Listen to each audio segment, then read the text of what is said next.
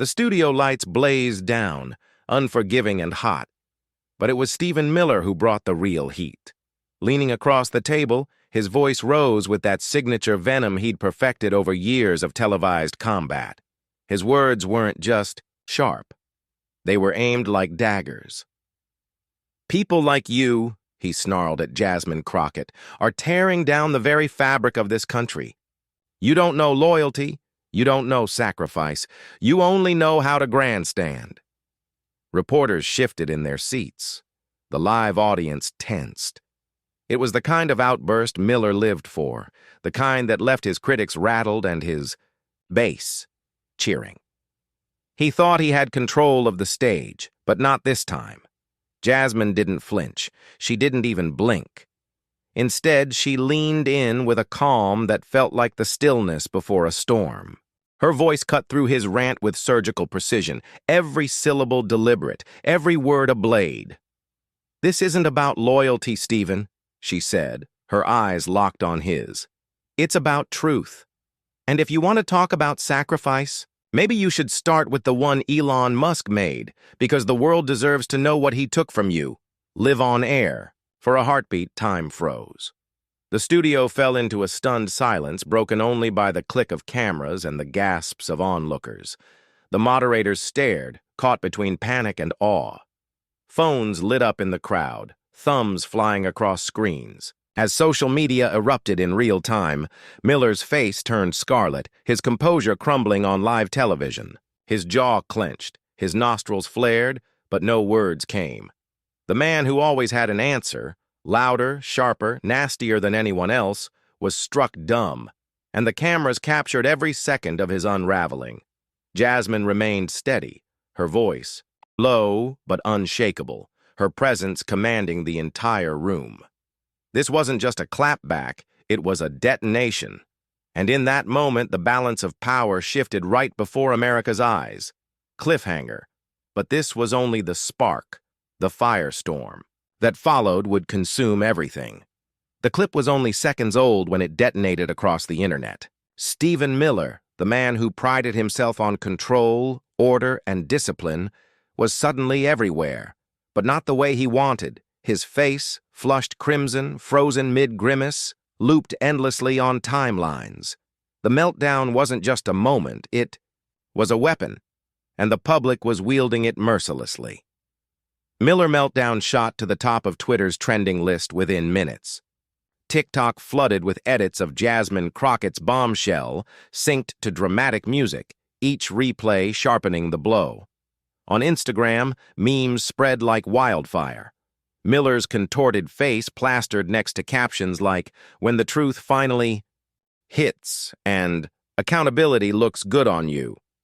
But it wasn't just mockery. Beneath the humor pulsed something deeper, something raw, an awakening sense that the curtain had finally been pulled back on a man who had long hidden behind power.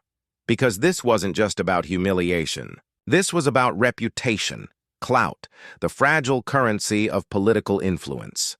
Miller had spent years cultivating an image of cold authority, a man unshaken by protest, by criticism, by the cries of those who dared to oppose him. But all it took was Jasmine Crockett's calm revelation to shatter that myth in front of millions. The irony was savage. The architect of law and order undone by the chaos of his own temper. And so the debate grew larger. Commentators on cable news framed it as more than a personal embarrassment. It was a referendum on power itself. Could arrogance still masquerade as strength in America? Or had the tide shifted toward accountability, dignity, and truth? The clash we just witnessed, one analyst declared, isn't about a man embarrassed on TV. It's about the soul of political power in America. In living rooms, diners, and college campuses, the conversations ignited. Some called Miller's fall inevitable. Others insisted it was overdue. To Jasmine's supporters, the moment was validation, not only of her courage, but of a larger truth, that even the most entrenched figures could be held to account when someone finally stood their ground. And as hashtags piled higher, Crockett exposes. Their power on trial. Their justice speaks. The world waited for Miller's next move. Would he lash out, as he always had, doubling down on rage and denial? Or would the weight of his unraveling finally crush him in public view? The cameras zoomed back in, the lights grew hotter, and the room felt like a pressure chamber, seconds away from detonation. Cliffhanger. And when the camera zoomed back in, the pressure exploded. For years, Stephen Miller had lived in the shadows of power, but never quietly. He was the architect behind policies that made headlines, the whispered strategist who wore his cruelty like armor. To his allies, he was the enforcer, a man who believed America needed to be reshaped with an iron fist. To his critics, he was the villain of a generation, a symbol of arrogance wrapped in the language of patriotism.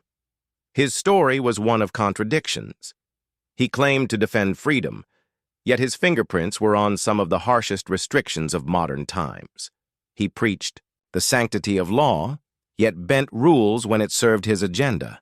He positioned himself as the guardian of order, while unleashing chaos into the lives of countless families separated at borders, silenced in courtrooms, or pushed to the margins of the American dream. The arrogance was never subtle. In every televised debate, he carried himself with the certainty of a man who believed he was untouchable. Smirks, interruptions, dismissals, it was his language as much as his words. When confronted, he framed critics as weak, soft, or un-American. And for years, the tactic worked. He built a reputation on intimidation, on making others cower beneath the weight of his rhetoric. But beneath the swagger was something else, a gnawing obsession with control. Miller's rise had been fueled not by charisma or empathy, but by a relentless desire to dominate the narrative. In his world, politics wasn't a dialogue. It was a battlefield. Compromise was surrender. Compassion was weakness. Victory meant silencing the other side so thoroughly that they never dared to speak again. The flashbacks came to mind like a reel of damning evidence. The time he sneered at city leaders who defied his policies, dismissing them as virtue-signaling mayors. The press conferences where he spat out words about law and order as if the phrase alone justified any act of repression.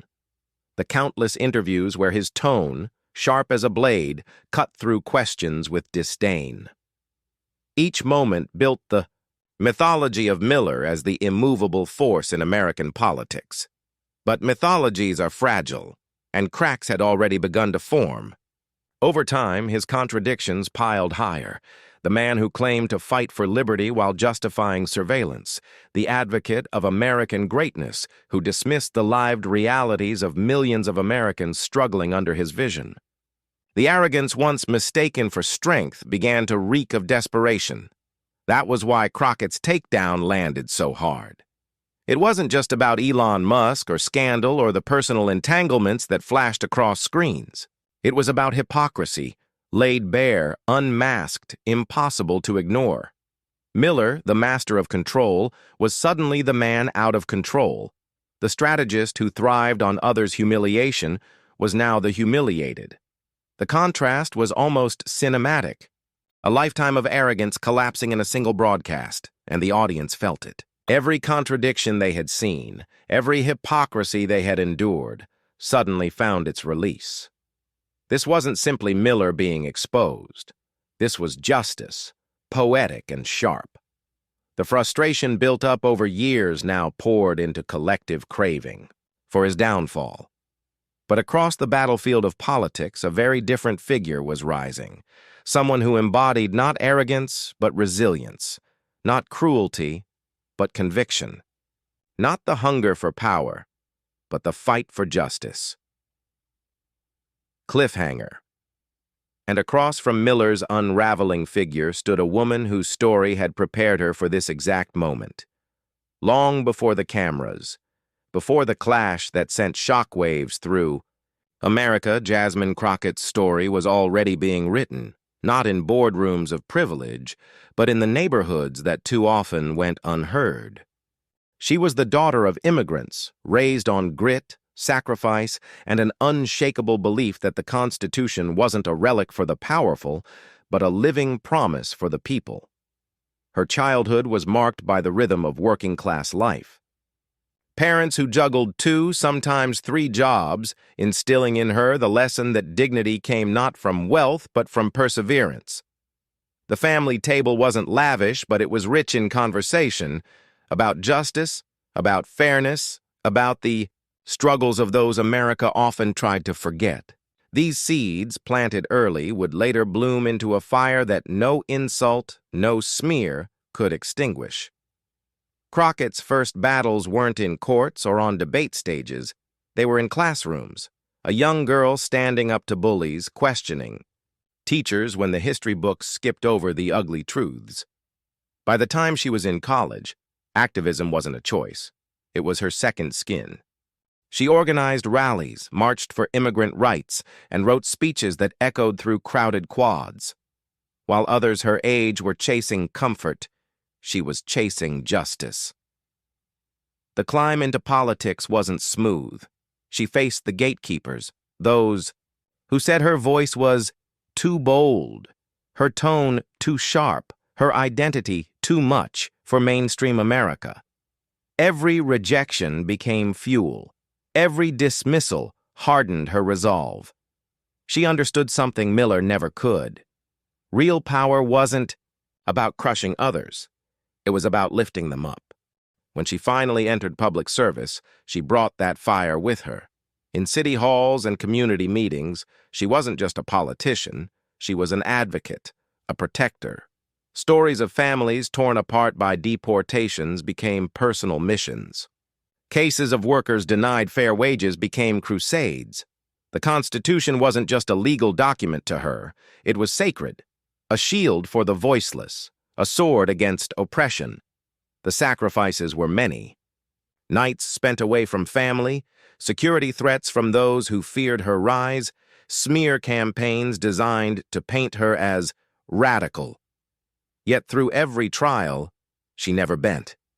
She carried the weight of generations who had been silenced, and, with each step, her voice grew louder, steadier, impossible to ignore.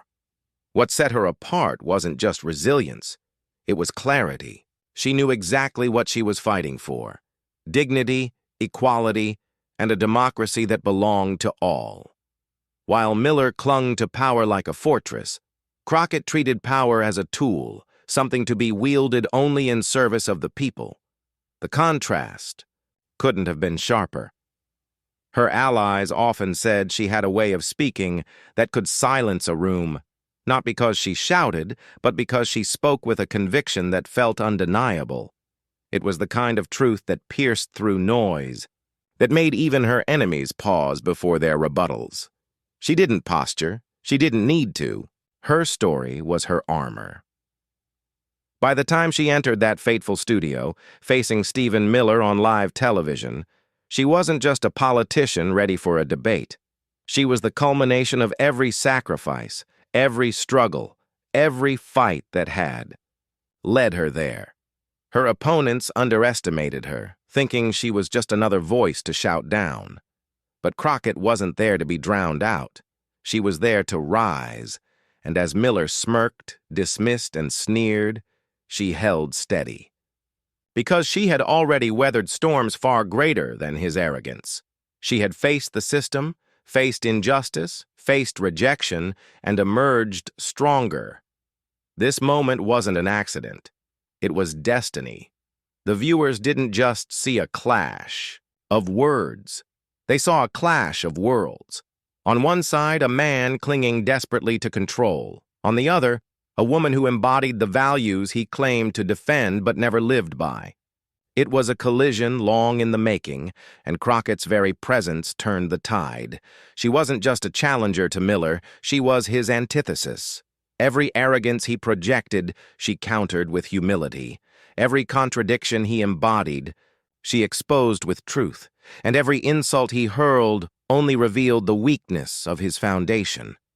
That's why when the moment came, when the camera zoomed closer, the lights brighter, the stakes higher, she didn't falter. She was ready. Ready not just to defend herself, but to deliver the kind of counterpunch America would never forget. Cliffhanger.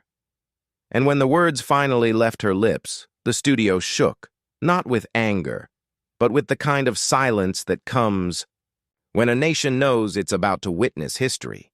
The studio was already buzzing, but when the cameras returned to focus, it was as if the entire world leaned in. Stephen Miller, flushed with indignation, tried to regain control. His voice cut through the air, sharp, mocking, desperate. "Spare us the theatrics, Congresswoman," he sneered, leaning forward, his smirk wide. "You and your friends love to pretend you care about America, but what you really want is chaos. You don't love this country. You want to tear it down." The words were meant to wound, but Crockett didn't flinch. She sat upright, calm, her eyes locked on him. While Miller's voice rose with heat, hers stayed steady, deliberate, slicing through the noise like a blade of ice. "Stephen," she replied, her tone level, "you don't get to define patriotism, not when you weaponize fear against the very people this nation was built for. Not when you distort freedom to mean obedience to your will." Gasps rippled through the audience. Cameras flashed. Miller shifted in his seat, but he wasn't backing down. He leaned into his aggression, pounding the table with his palm for emphasis. "You think slogans and hashtags make you some kind of savior? This country doesn't need your lectures. It needs order. It needs discipline. It needs control." The tension was electric. The crowd murmured. Reporters scribbled furiously. And somewhere in the background, producers signaled for more close-ups. The duel had escalated into theater, and the stakes couldn't have been clearer. Miller's control of the narrative versus Crockett's steady dismantling of it. And yet, while Miller's face flushed deeper shades of red, Crockett's composure was unshakable. She knew this wasn't just about rebutting a man's words. It was about embodying a different kind of leadership. "Control?" she said softly, almost like a whisper meant to cut louder than a scream. "Is that what you call silencing dissent? Is that what you call unleashing power against the powerless? That's not order, Stephen. That's fear. And fear is not the foundation of America." The crowd erupted, some clapping, others shouting in support. Miller raised his voice higher, shouting over the noise, his finger jabbing toward her. "You're twisting reality. You're spinning lies. The American people don't want weakness. They want strength." "And strength," Crockett countered, her voice now commanding, "isn't measured by how loud you shout or how many people you can intimidate. True strength is restraint. It's justice. It's standing firm for what's right, even when it's unpopular." Miller faltered for the first time, his mouth opening but no words coming fast enough. The audience saw it, the crack in his armor. He masked it with a scoff, muttering something about radical left propaganda, but the rhythm of the exchange had shifted. The energy in the room was no longer his to control. It belonged to Crockett. Every camera angle seemed to capture her poise against his unraveling composure. Narrator's voice framed the moment for viewers at home. The clash was no longer about policy points or partisan jabs. It had become a battle of archetypes. Arrogance against dignity, intimidation against conviction, and the tension in the air made it clear. Something explosive was coming. The back and forth reached its boiling point. Miller, his voice strained, spat out his final line of the exchange. "You can dress it up however you want, Congresswoman, but at the end of the day, you're weak, and America doesn't reward weakness." The studio froze.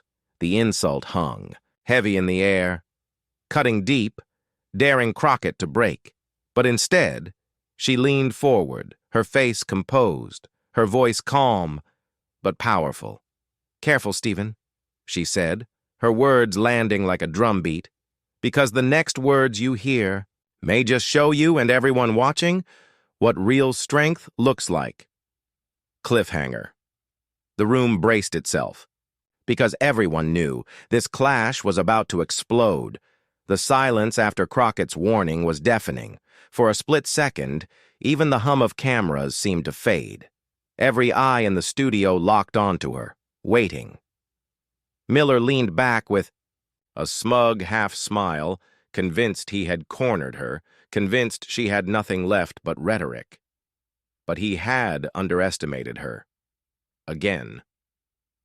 Crockett drew in a breath, her posture unshaken, her voice low but piercing. Weakness, Stephen. Let's talk about weakness.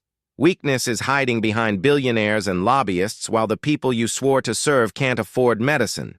Weakness is bullying immigrants who work twice as hard just to survive, while you sit comfortably in your position of privilege.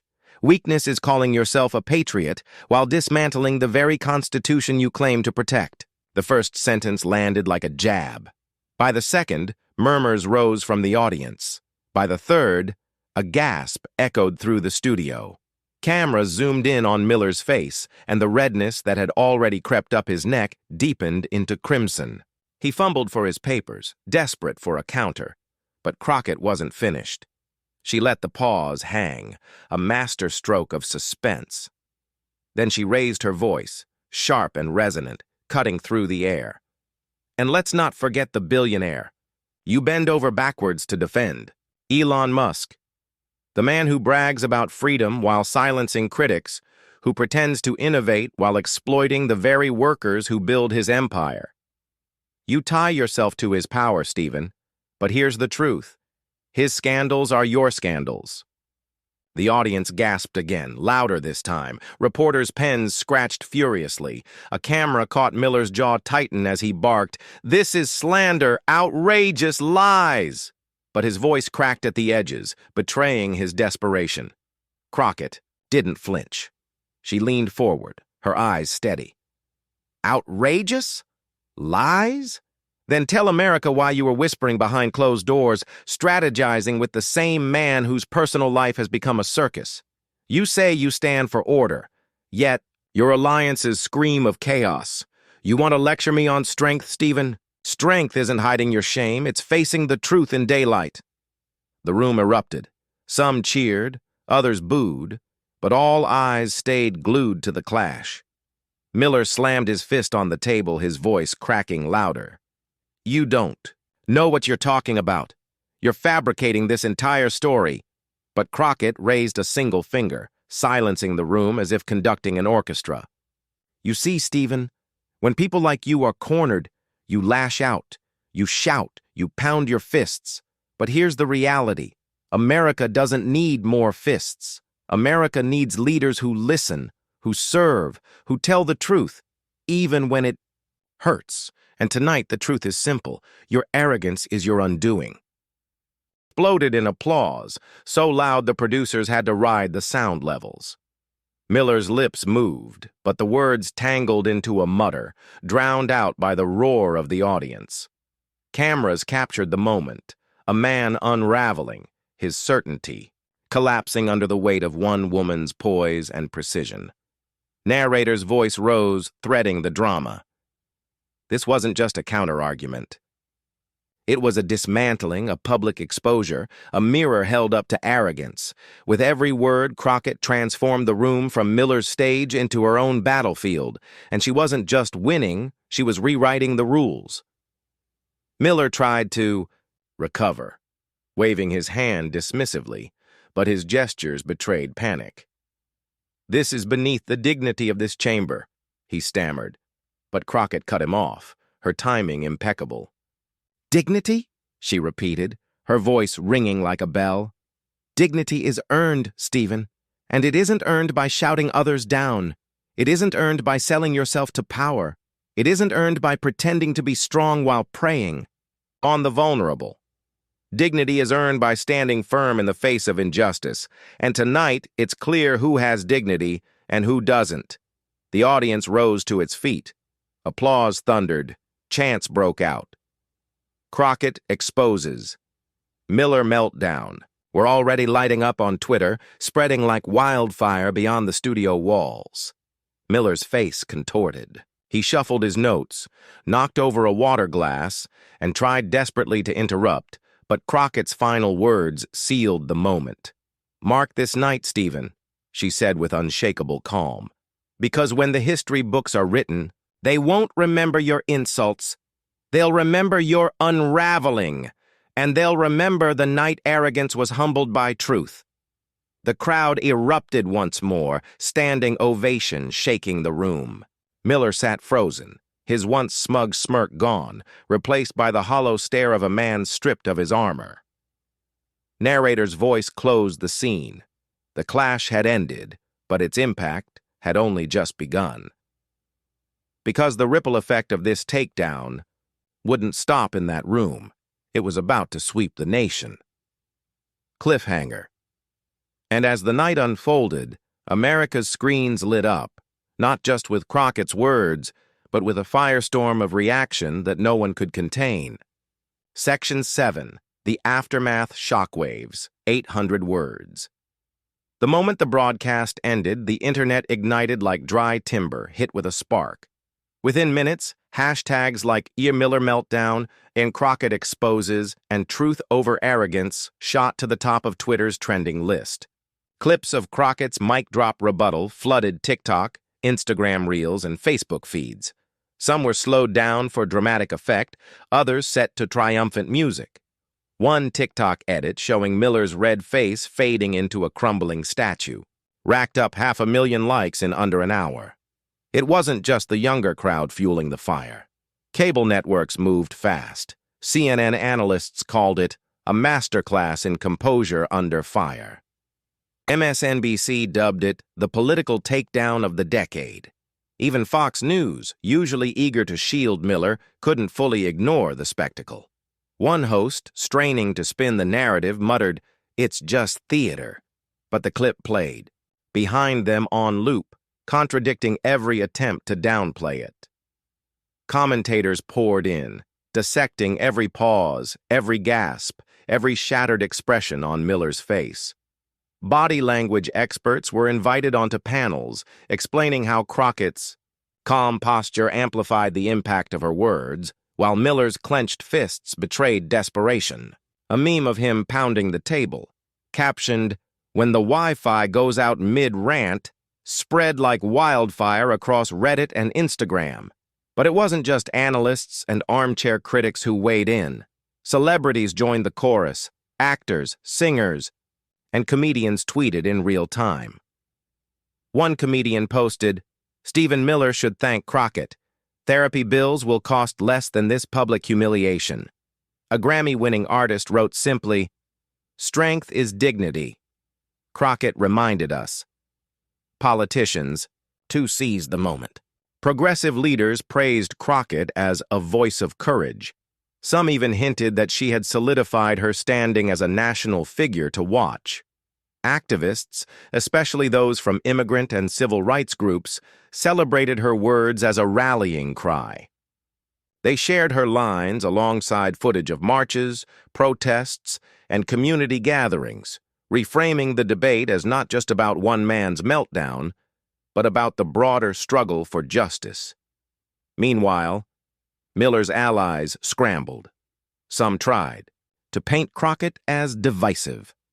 Others avoided the subject altogether, hoping silence would dull the sting. But the more they tried to bury the story, the bigger it became. Every attempt at spin was drowned out by laughter, applause, and millions of shares of Crockett's defining moment. The ripple effects spread beyond politics. Late-night hosts replayed the confrontation, delivering punchlines that drew roaring, laughs from studio audiences. Morning shows framed it as a cultural touchstone. Did America just witness the fall of Stephen Miller's credibility? One tabloid went further, splashing the headline across its cover. "The Clapback Heard." Around the world, on TikTok, young creators who had never posted about politics before were lip-syncing Crockett's lines, turning her words into soundtracks for defiance, empowerment, and humor.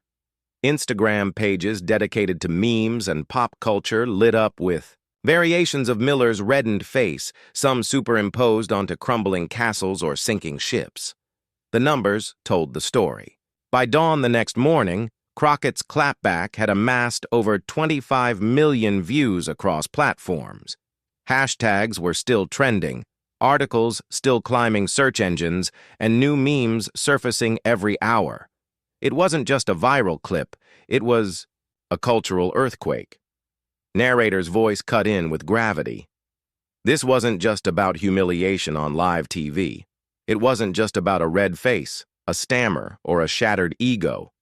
It was about America choosing what kind of leadership it values: arrogance or dignity, deception or truth, noise or clarity. And yet, despite the noise, despite the celebration, despite the flames consuming Miller's reputation online, something deeper still pulsed beneath the surface. Because this clash was no longer about one man or one moment. It was about the meaning of America itself. Cliffhanger. And yet, the deepest meaning of it all was still to come. As the dust of the viral storm settled, one truth emerged brighter than all the noise. This moment was never really about Stephen Miller. It was about what America chooses to honor and what it refuses to bow to.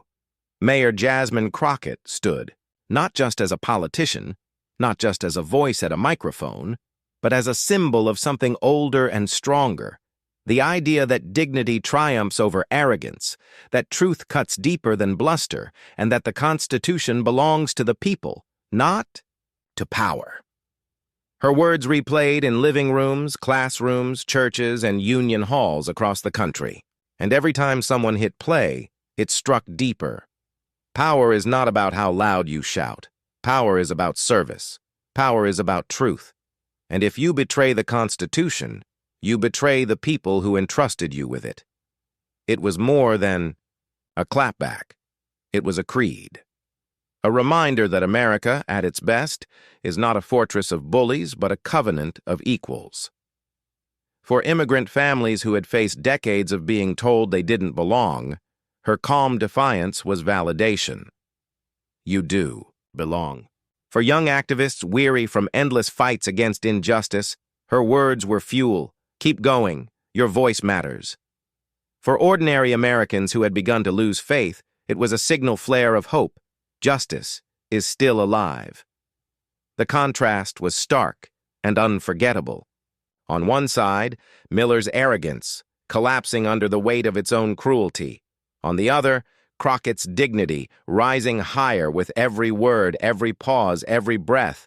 It wasn't just a debate, it was a referendum on values. Narrators. Voice pressed the point home. This was America on trial. Would it be the America of bluster and control, or the America of courage and compassion? Would it be ruled by those who sneer at the Constitution, or carried forward by those who revere it as a sacred trust? What Crockett embodied was not just political skill. It was a moral clarity that cut across party lines. She wasn't speaking only for her supporters. She was speaking to every American who still believes the promise of this country is worth fighting for. She reframed the clash as a choice we all must make: arrogance or service, oppression or justice, noise or truth. Her calm, steady presence reminded people that leadership is not about domination. It's about responsibility. That freedom is not something granted by politicians. It is owned by the people. That America's strength has never been found in fear, but in unity. By the time commentators shifted from outrage to reflection, the message had already sunk deep into the national consciousness. This was no longer about Miller's embarrassment. It was about the reaffirmation of America's soul. For days, social feeds carried one line above all others, lifted from Crockett's rebuttal. The Constitution belongs to the people, not to power. Teachers wrote it on classroom boards.